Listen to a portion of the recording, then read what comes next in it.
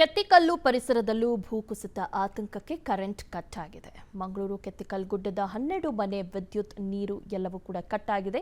ಪರ್ಯಾಯ ವ್ಯವಸ್ಥೆ ಇಲ್ಲದೆ ನಿವಾಸಿಗಳು ಕಂಗಾಲಾಗಿದ್ದಾರೆ. ಮನೆಯಲ್ಲಿ ಇರದಂತೆ ಮೂಲಭೂತ ಸೌಕರ್ಯವೇ ಕಟ್ ಮಾಡಿದ್ದಾರೆ.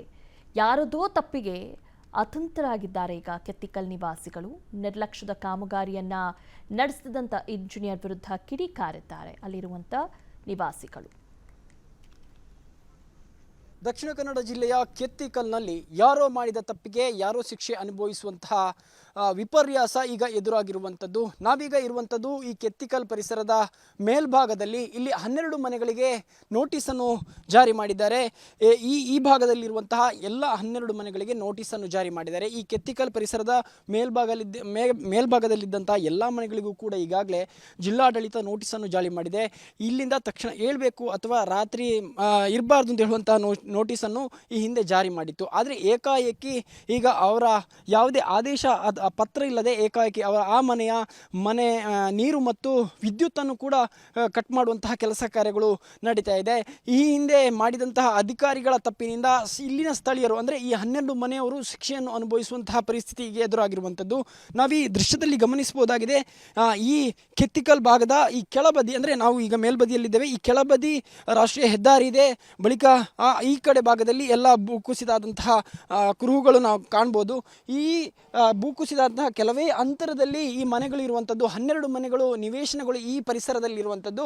ಈ ಪರಿಸರದಲ್ಲಿ ಈಗ ಜಿಲ್ಲಾಡಳಿತ ನೋಟಿಸನ್ನು ಕೂಡ ಜಾರಿ ಮಾಡಿರುವಂಥದ್ದು. ಅಂದರೆ ಈಗ ವಿದ್ಯುತ್ ಹಾಗೂ ಈ ಮನೆಯ ನೀರನ್ನು ಕೂಡ ಕಟ್ ಮಾಡಿರುವಂಥದ್ದು.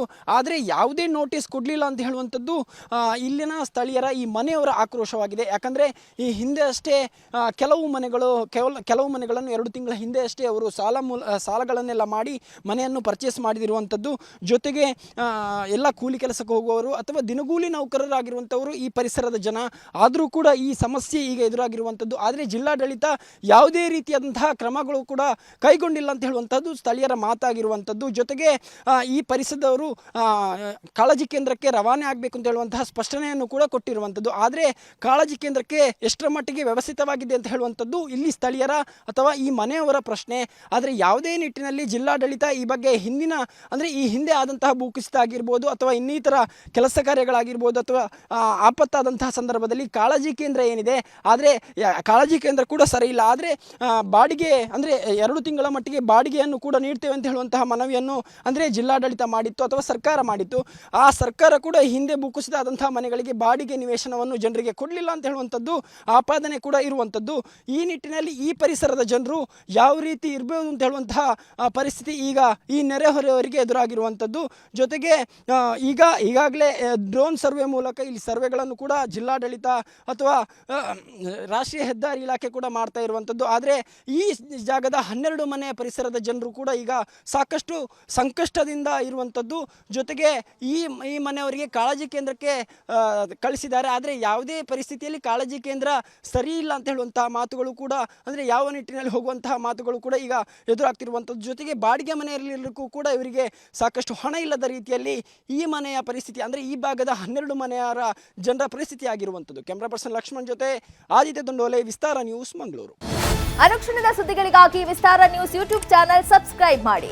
ಹೊಸ ಸುದ್ದಿಗಳ ನೋಟಿಫಿಕೇಶನ್ಗಾಗಿ ಬೆಲ್ ಐಕಾನ್ ಕ್ಲಿಕ್ ಮಾಡಿ. ಲೇಟೆಸ್ಟ್ ಅಪ್ಡೇಟ್ಸ್ಗಾಗಿ www.vistaranews.com ವೆಬ್ಸೈಟ್ಗೆ ವಿಸಿಟ್ ಮಾಡಿ. ಅಂಗೈಯಲ್ಲೇ ಜಗತ್ತಿನ ಸುದ್ದಿ ತಿಳಿಯಲು ವಿಸ್ತಾರ ನ್ಯೂಸ್ ಕನ್ನಡ ಆಪ್ ಡೌನ್ಲೋಡ್ ಮಾಡಿ.